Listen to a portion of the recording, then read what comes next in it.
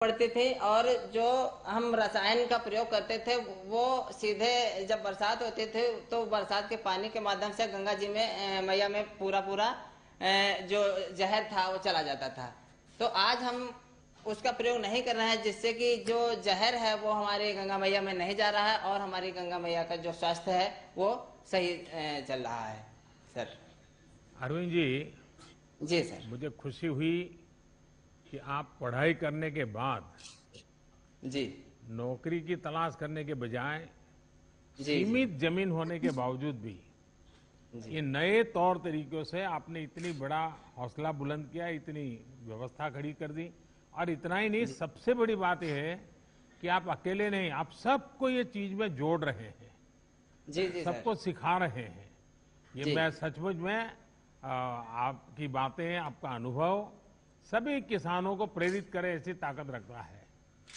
जी अपनी जी आजीविका के साथ ही आप माँ गंगा के प्रति भी दायित्व को समझ रहे हैं जी और कोई भी केमिकल का बहाव गंगा की नहीं तरफ होने न दें। हो जाए, ये भी ये जैविक खेती के कारण संभव हुआ है।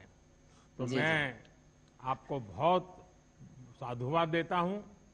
जी और कोरोना का कालखंड है, मैं यही कहूंगा कि कोरोना संक्रमण से बचाव के साथ साथ ये काम जारी रखिए और अपने जी परिवार का, बाकी गांव वालों को भी ध्यान रखने के लिए जरूर कहिएगा।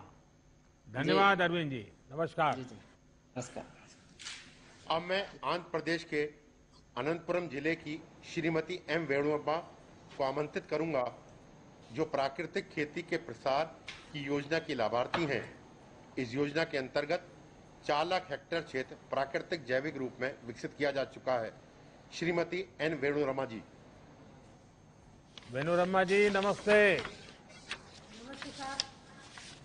मुझे बताया गया है कि आपने अपने हौसले और मेहनत से बंजर जमीन को ही और उसमें ही आपने फसल उगा दी। ये आपने कैसे किया?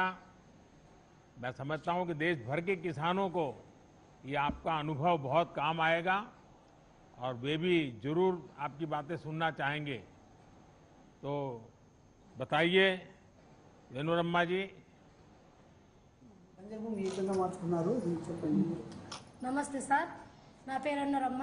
మీతో మాట్లాడేకి నాకు చాలా సంతోషంగా ఉంది సార్. నాకు గవర్నమెంట్ 4 ఎకరాలు ఇచ్చింది సార్. గవర్నమెంట్ అసైన్ ల్యాండ్ భూమి 4 ఎకరాలు ఇచ్చింది. అది 10 ఏళ్ళ నుంచి బంజరు భూమి సార్. ఆ భూమిని ప్రకృతి వ్యవసాయం లాగా మార్చుకున్నారు సార్. नमस्कार सर, मेरा नाम मनोरमा है। मेरे को राष्ट्र सरकार वालों ने एससी असाइन लैंड 4 एकड़ जमीन दी है सर। वो तो पिछले 10 वर्ष से वो बंजर जमीन है, सूखा खेत है सर।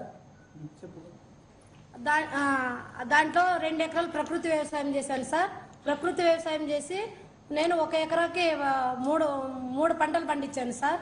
నవధాన్యాలు, వేరుశెనగ, కూరగాయలు 3 పంటలకే కలిసి నాకు పెట్టుబడి వచ్చేసి 27,000 అయింది.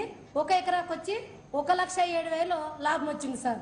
ఎందుకంటే మాకు ఇది ప్రకృతి వ్యవసాయం ఎందుకు చేసామంటే మాకు వర్షపాతం తక్కువ ఉంది కాబట్టి ప్రకృతి వ్యవసాయంలో మార్చుకుంటూ మేము ఈ భూమి డెవలప్మెంట్ చేసుకున్నాం సార్.